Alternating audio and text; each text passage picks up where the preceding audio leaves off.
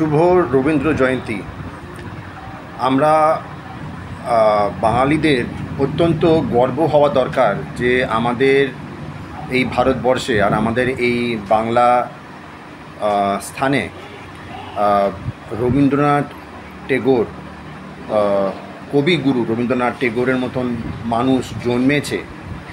আর আমরাও বাঙালি, কিন্তু প্রচণ্ড দুঃখজনক ব্যাপার যে আজকালকার দিনে বাঙালিরা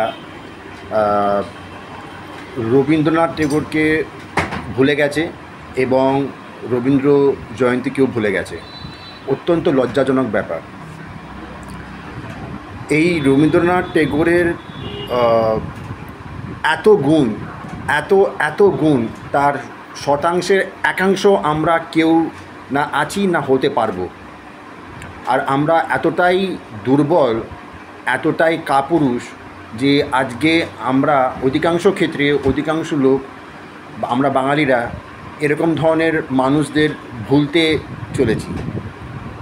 আমরা শুধু আজকালকার দিনে মডার্ন ফ্যাশন আর ওয়েস্টার্ন ফ্যাশনটাকেই কাছে তুলে আনছি। আমি বলছি না যে এগুলো খারাপ, পুরোপুরি খারাপ, আমি তা নয়, কিন্তু অধিকাংশ ক্ষেত্রে যা মানুষ, বাঙালিরা যা দেখছে বা যা করছে, সব এখন আকর্ষিত হচ্ছে কোরিয়ানদের দেখে বা আমেরিকানসদের দেখে বা ব্রিটিশদের দেখে। আর আমরা শুধু এখন মানে আমরা বাংলা গান, রবীন্দ্রসঙ্গীত প্রায় ভুলেই গেছি। আগেকার দিনে কত রকমের ফাংশন হতো রবীন্দ্র জয়ন্তীতে, এখন কত হচ্ছে।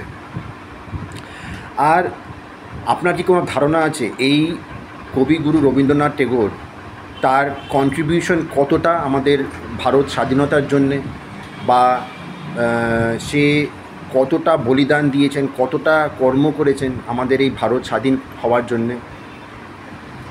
একটু হিস্ট্রিটা ঘাঁটবেন, স্কুলে যে হিস্ট্রিটা পড়েছেন সেটা একটু ঘাঁটবেন, আর বুঝতে পারবেন, গুগল সার্চ করেও বুঝতে পারবেন যে ওনার কতটা কন্ট্রিবিউশন আমাদের দেশের প্রতি, বাঙালির প্রতি।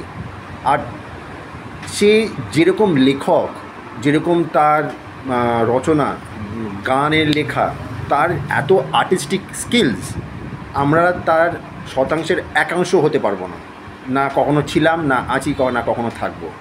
একটু ভেবে দেখবেন আর একটু শ্রদ্ধা জানাবেন। আর জালিয়ানওয়ালা বাগের ম্যাসাকারের উনি কী করেছিলেন সেটাও দেখবেন।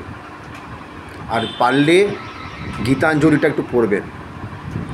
আমরা বাঙালিরা অত্যন্ত গর্ববোধ মনে করি যে বাংলা মাটিতে এমন মানুষ জন্মগ্রহণ করেছে এবং জীবন কাটিয়েছে, যেরকম আমাদের কবিগুরু রবীন্দ্রনাথ টেগোর, সত্যজিৎ রে, নেতাজি সুভাষচন্দ্র বোস। আমরা তো প্রায় এদেরকে ভুলতেই চলেছি। আজকালকার দিনে বাঙালি ছেলেমেয়েরা প্রায় ভুলেই গেছে।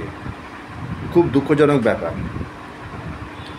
They are renowned internationally, remember that, and they are most famous Bengalis of all time internationally. একটু ভেবে দেখবেন। আর আমি অন্তর থেকে শ্রদ্ধা জানাই আমাদের কবিগুরু রবীন্দ্রনাথ টেগোর। ধন্যবাদ, ভালো থাকবেন।